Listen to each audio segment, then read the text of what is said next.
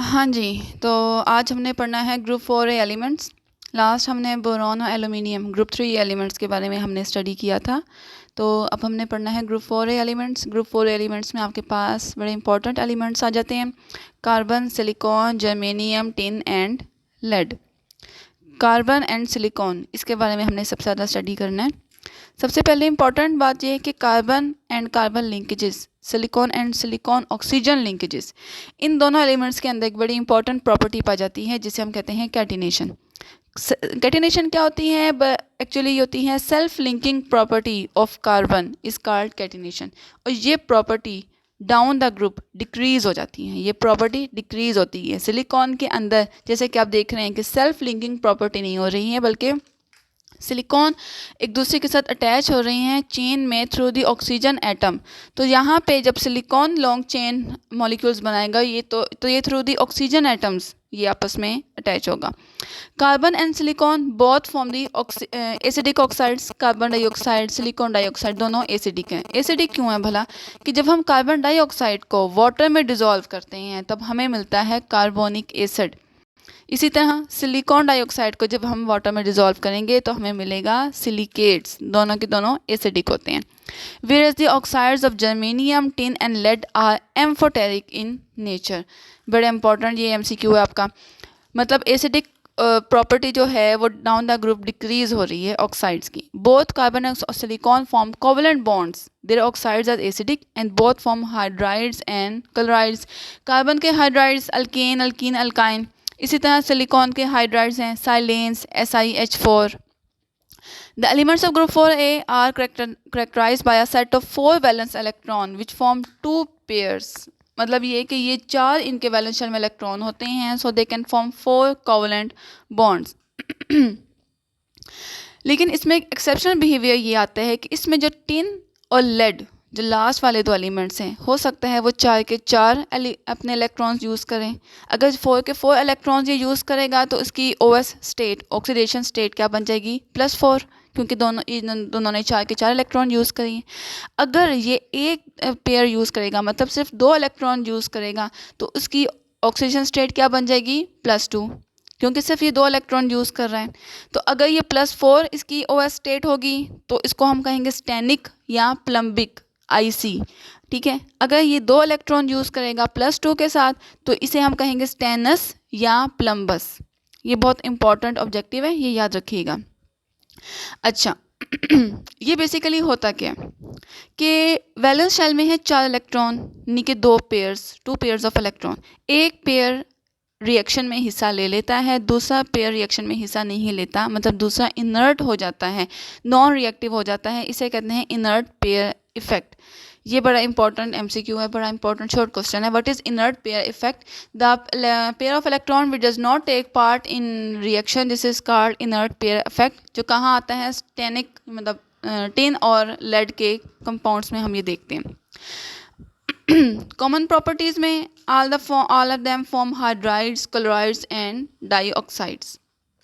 हमने alkali alkyne अर्थ matters में देखा था कि कुछ नॉर्मल ऑक्साइड्स बना रहे हैं, कुछ डाइऑक्साइड्स, कुछ सुपर ऑक्साइड्स, कुछ सब ऑक्साइड्स, लेकिन जहाँ पे सब किस डाइऑक्साइड्स बनाएंगे। एक्सेप्शनल केस आता है कार्बन पे, जो कार्बन सब ऑक्साइड बनाते हैं, C2O3, हमने लास्ट लेक्चर में पढ़ा था। अब हमने कुछ इंपॉर्टेंट मिनरल्स पढ़ने हैं।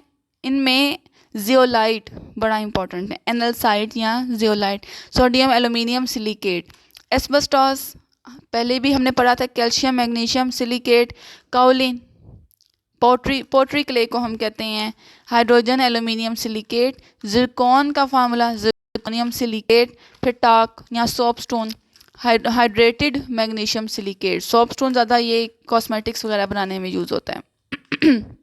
हाँ, कार्बन जो है ये फ्री फॉर्म में मिल जाता है। इसकी क्रिस्टलाइन फॉर्म होती है ग्रेफाइट, डायमंड फॉर्म, जिसमें ग्रेफाइट कंडक्टर है, डायमंड नॉन कंडक्टर है।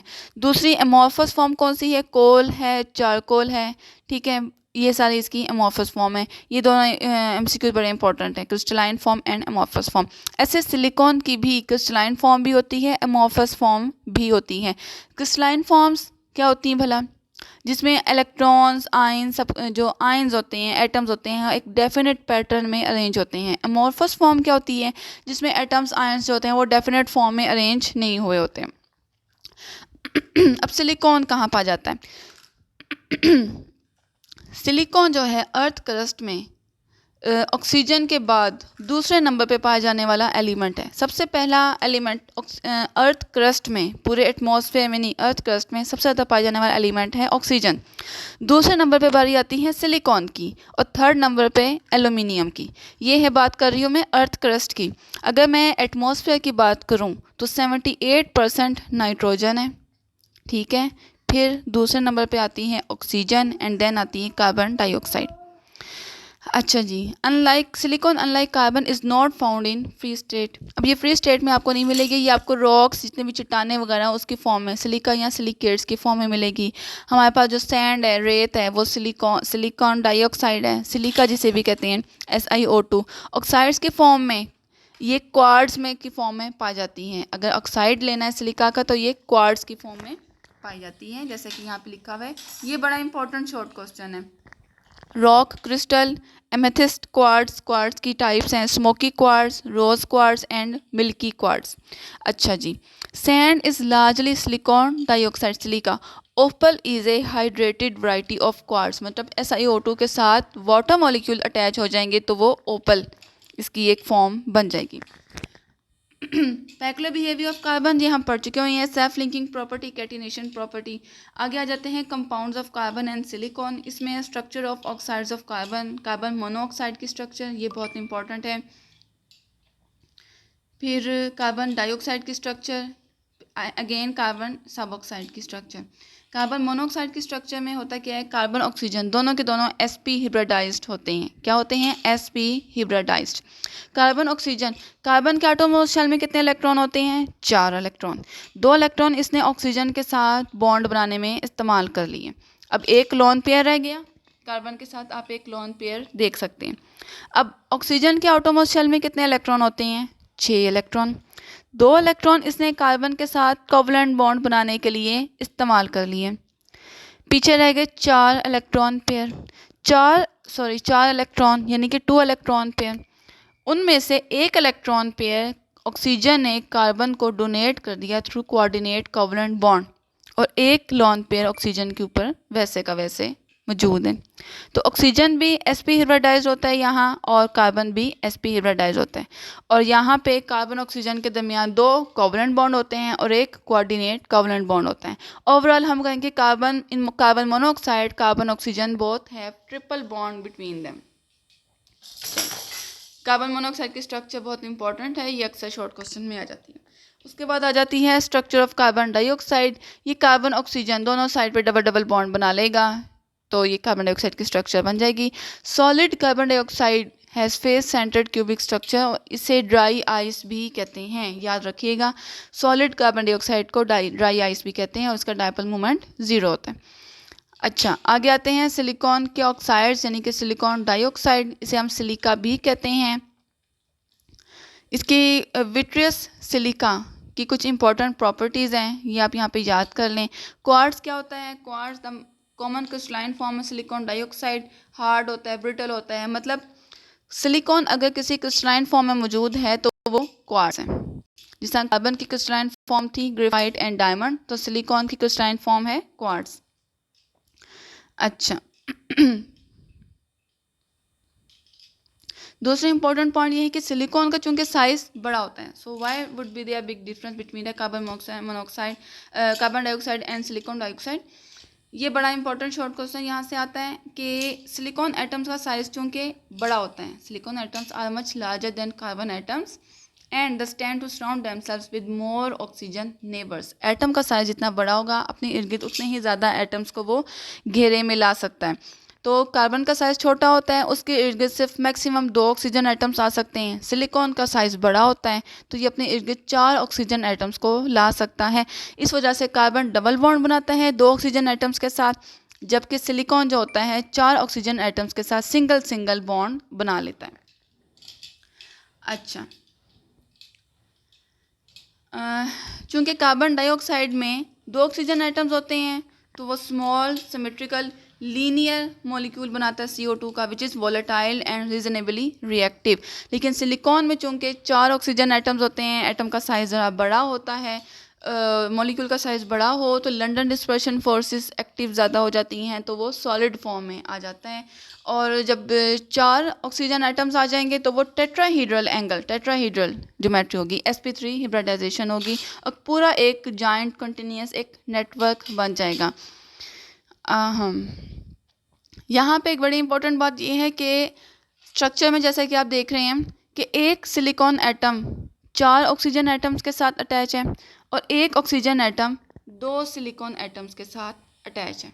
एक silicon atom 4 oxygen 1 2 3 4 4 oxygen atoms के साथ अटैच है, जबकि एक ऑक्सीजन एटम एक सिलिकॉन राइट साइड एक सिलिकॉन लेफ्ट साइड पे 2 के साथ अटैच है। तो जब हम इनके आप सिंपल रेशो निकालोगे तो SiO2 Si1 ऑक्सीजन के 2 एटम्स, जिसकी वजह से इसका molecular formula simplest empirical formula क्या बन जाएगा, SiO2। Si2O4 हम नहीं लिखेंगे, हम लिखेंगे SiO2। अच्छा, यहाँ पे दूसरी इंपॉर्टेंट बात ये है कि जब हम क्रिस्टलाइन सिलिका लेते हैं, क्रिस्टलाइन सिलिका मीन्स क्वार्ट्स लेते हैं, आपने उसको फुल हीट करना है कि वो मेल्ट हो जाए। जब वो मेल्ट होगा तो आपको एक विस्कस किस्म का हाई विस्कस लिक्विड मिलेगा, ठीक है। और जब आपको वो लिक्विड फॉर्म में मिलेगा हाई टेम्परेचर पे, तो आपने क्या करना है कि उसको आपने सडन कूलिंग करनी है। जब आप उसकी सडन कूलिंग करोगे, एकदम से इसका टेम्परेचर डिक्रीज़ करोगे, कूलिंग करोगे, तो एटम्स को, आयंस को अरेंज होने का टाइम नहीं मिलेगा। जब वो उनको अरेंज होने का टाइम नहीं मिलेगा तो वो एकदम से हार्ड सॉलिड मास में कन्वर्ट हो जाएंगे। लेकिन वो जो रिजिड सॉलिड मास होगा उसमें एटम्स, आयंस अरेंज्ड फॉर्म में नहीं होंगे। जब एटम्स अरेंज्ड फॉर्म में ना हो तो उसे क्या कहते हैं, ऐसे सॉलिड को एमॉर्फस सॉलिड कहते हैं। ऐसे आप एक क्रिस्टलाइन सिलिका को एमॉर्फस सिलिका में कन्वर्ट कर सकते हो। उस एमॉर्फस सिलिका को हम विट्रियस सिलिका या सिलिका ग्लास कहते हैं। और इसका तीसरा नाम भी है जिसे हम कहते हैं फ्यूज्ड क्वार्ट्ज। तो इस पैरा में से 3 बड़े इंपॉर्टेंट शॉर्ट क्वेश्चंस निकलते हैं। अब मुझे ये नहीं याद कि ये आपके कोर्स में है या नहीं है, तो अगर कोई स्टूडेंट काइंडली मुझे देख के ज़रा बता दे कि फर्दर कौन से टॉपिक्स इस चैप्टर में से हमारे कोर्स में हैं या कोर्स में नहीं है, तो उसके अकॉर्डिंग मैं आपको फर्दर लेक्चर डिलीवर कर दूँगी। Thank you.